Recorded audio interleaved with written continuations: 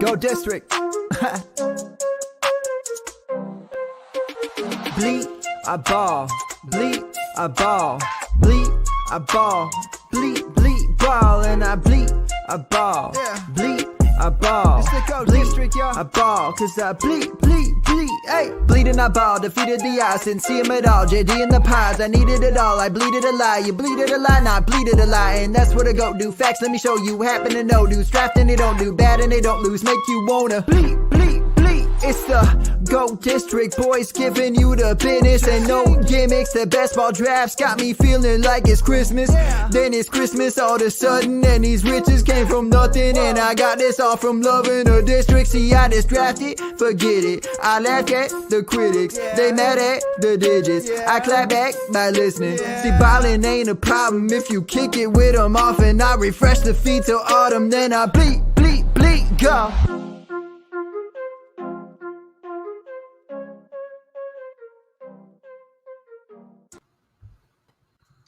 I don't know about you, but I can't get enough of that song. Such a good intro. Great intro, JD. To FF Man Bun for that beauty.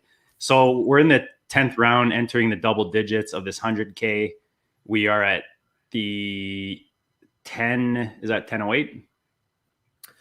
Yeah. Good math.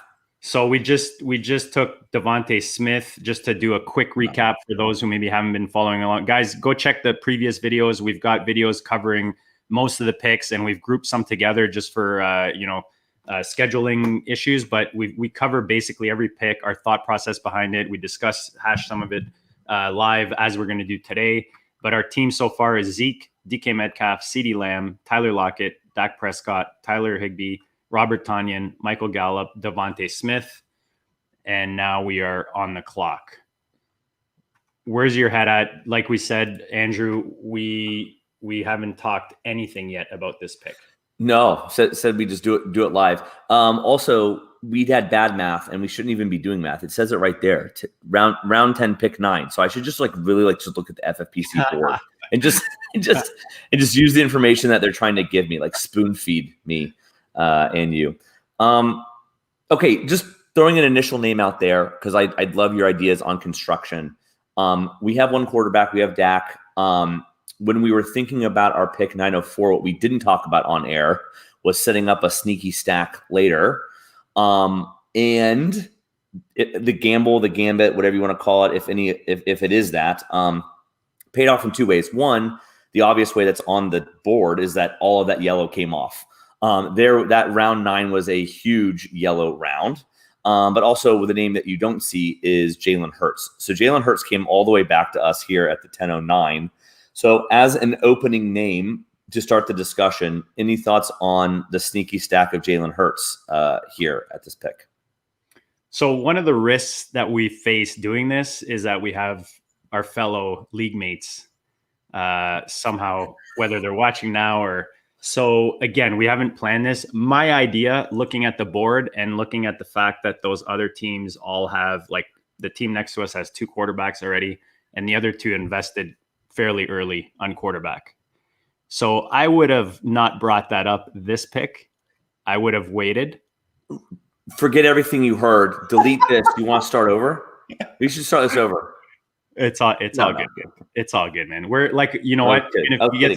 We're like water, right, Andrew? We're like water, beer, whatever you got in your cup. No, but no, and again, that's strategy wise. That's me personally. If I'm doing this solo, I'm thinking of that, and that's why I planted Devontae Smith where I did.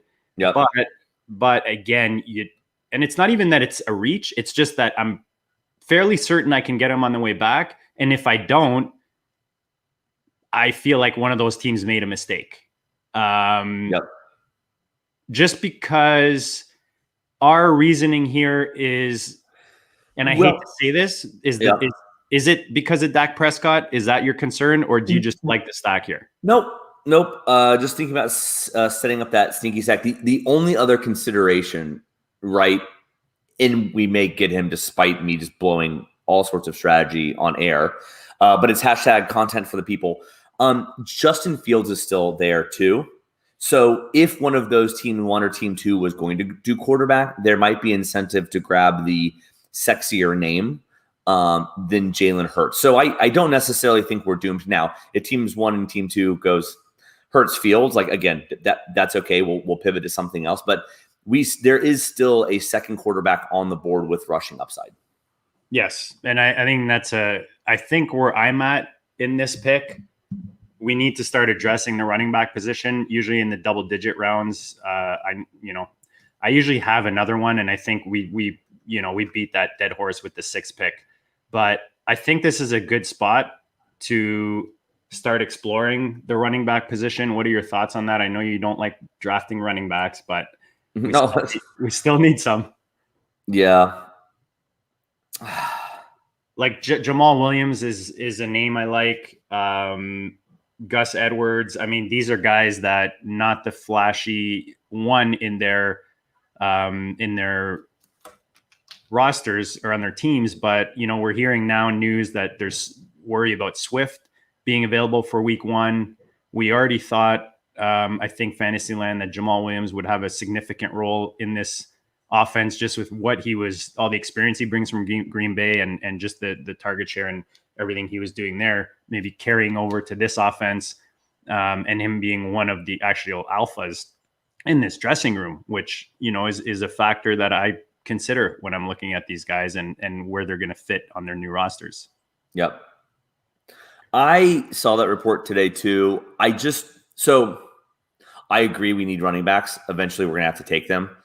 Don't mind it here. The only thing that I would just, again, pose out there is either Jamal Williams or Gus Edwards the league winning type. Now, there's some others down here too. Just take a look at them. But I guess I'm just wondering, like, are these guys going to be the league winner? Do they have the standalone value? I think Jamal Williams does. Maybe Gus Edwards does. So they're not like bad picks, but they're definitely floor picks. Whereas I think, again, I was thinking quarterback. But if we move past that, a wide receiver maybe has more ceiling play. But just wanted to get your sense of balancing the fact that we need to draft a running back, even if it is with floor, versus the 1% outcome. But wanted to get your thoughts on that before we got too far along. Yeah, like if I pull up my my Mojo Fantasy Mojo as it's loading here, this is the tournament one here. So we're in the 10th, right? So 909, yeah. So you're looking at Jamal Williams, Gus Edwards. I mean, there is a name in the next couple rounds that we talked about a lot on our show last night. Nice. Which is a pass on your football guys. Yes. So we do have a bunch of guys coming up that are in that tier for me. Yeah. Actually, there's a few guys, now that I'm thinking about it, that in the next few rounds that I really like, actually, for these kind of late RB builds. Yeah. So, I mean, we could pass. The only problem is if we do want to get a stack going with our next pick, we're going to be waiting 2 rounds to take a running back. And I know. Yep. You're talking about upside. There's not much left on this board with upside. Yep. Okay. So I am thinking my ideal outcome would be to come away with a quarterback eventually here in one of these next 2 picks. Ideal outcome. Again, knowing that we could be roasted by the fact that we're doing this for the public. Having said that, then if we don't want to wait 2 full rounds, if we don't want to wait till round 12 to get the second running back on the board, then what I would suggest is we go the running back here, because I think that there are upside wide receivers on the board such that if we are sniped on a quarterback pick, I think that we still have opportunities. Agreed. To get one of the wide receivers. Very well said. And on top of that, I mean, the one spot is pretty heavy at receiver, light at running back, and then you've got, I guess you got kind of more of a mix in your next 2 and 3 almost. Well, again, if I'm in that 3 hole and I've done what I've done so far, I'm probably getting 2 wide receivers. Although I guess I would say the less they're predictable, I shouldn't assume I know how to predict them, but I would probably do wide receiver if I was them in 10 and 11. Agreed. I have to assume maybe team 2 is going to get 1. So if we look at the board and just cross those off, it is a sexier 2 name, but that's okay. So because the thing is like, I think that if you want to come away with definitely a running back, I think that we want to do that here then. I think that's the move. I think we have some good options here. Okay. Like you said, we can't just go all upside. Well, I don't think. I like to have, as much as, look, it's a big tournament. You want, upside everywhere. You need to be smart about the way you're building your roster. And again, in order to be able to fill that RB2 spot on a weekly, I think getting one of these two guys to pair with Zeke allows us to do that. Mm-hmm. Yep. And then I like being in those scenarios where I have a handful of options with my next pick, and I let the draft determine where I'm going to go with it. So I think that's kind of where we're at right now. We have an idea what we would like. We have an idea on backup plan, and we're kind of going to make a decision on the running back position. Like you said, you look at receiver, any of these guys come back to us, they're pretty much all in the same tier. Yep. And I don't want to give away too much, but one of your favorite guys coming up, one of my most owned players on all of FFPC. No, that's okay. Me too. So do you have a preference with Williams and Edwards? I think that I would say, this is terrible. I guess I would say Gus Edwards. I mean, neither excite me. Just again, and you know that. I think Gus Edwards would have it for me because it is a run first offense. Maybe he gets some of the goal line stuff. I just don't think. And again, but I can convince myself either way, right? Because we just don't know. I think that the thing that's put the doubt that you're hearing in my voice is I'm really intrigued by this Swift stuff being out of shape, and I wonder if maybe Jamal Williams is a path to get out of the gate faster. So I went back and forth. I just gave pros and cons for both. Maybe my final answer, if now that I've talked myself in and out of things, is Jamal Williams. But if you had a strong take one way or the other, I'm easily swayed here. That's where I'm at. Off the top of your head, do either of these guys offer more passing, more target share than the other? Is Jamal Williams more of a pass catcher than Gus Edwards, or the kind of this is one of those. It's like whatever I say is like going to somehow be wrong. No, I thought Jamal Williams was more of the pass catcher, but I'm just gonna pull up. Yeah, see, my internet's a little slow, so I'm gonna pull it up while we're talking because that is important to me in these rounds. I am looking at, as much as you say these are floor plays, if there are injuries, will this player be able to take over a workhorse load, or will they need a third down pass catcher type of guy added? So if I go to, whoops, a little too quick there. So I'm just on Player Profiler. Shout out to this site for stats. I mean, nobody touches them. Here's Jamal Williams. So Jamal Williams, I know is more of a pass catching guy. Probably should have went to Edwards because that's more where I'm not too sure. But that's something I'm looking at. You talked about the more run heavy offense. I'm also looking at which offense is going to score the more touchdowns. Yeah. So that put you in better positions to succeed. Exactly.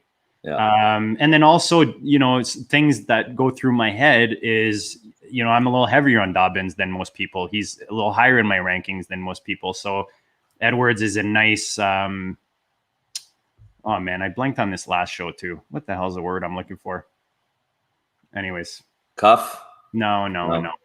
When you bet one way and then you bet the other, just to hedge. Thank you. It's a bit of a hedge, and those are also, again, these are all when it's tiebreaker. When we're like, oh man, I totally lost it. When we're in a tiebreaker and you're looking at every little detail.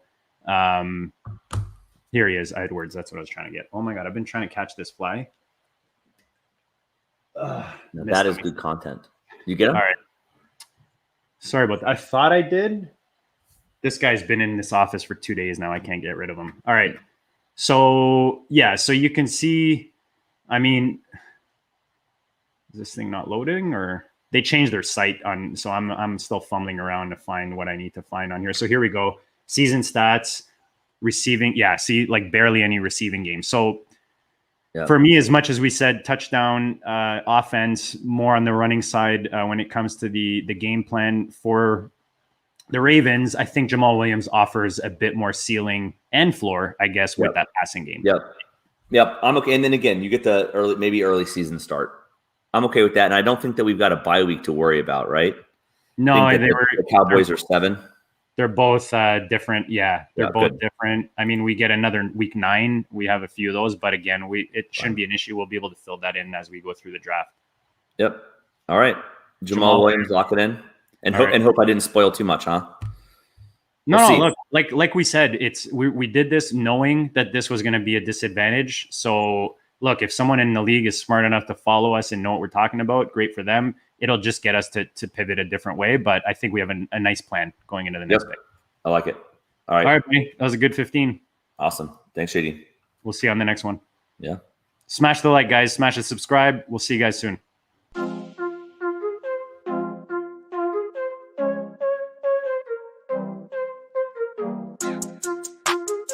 Go District. Bleed, I ball. Bleed, I ball. Bleed, I ball. Bleed, bleed, ball. And I bleed, I ball. Bleed, I ball. Bleed, I ball. Cause I bleed, bleed, bleed. Hey, bleeding, I ball. Defeated the odds. Didn't see him at all. JD in the pods. I needed it all. I bleeded a lie. You bleeded a lie. Not bleeded a lie. And that's what I go do. Facts, let me show you. Happen to know. Dudes drafting, they don't do bad and they don't lose. Make you wanna bleed, bleed, bleed. It's the Go District boys giving you the business and no gimmicks. The best ball drafts got me feeling like it's Christmas. Then it's Christmas all of a sudden and these riches came from nothing. And I got this all from loving a district. See, I just drafted, forget it. I laughed at the critics, they mad at the digits. I clap back by listening. See, ballin' ain't a problem if you kick it with them off. And I refresh the feed till autumn, then I bleed, bleed, bleed, go.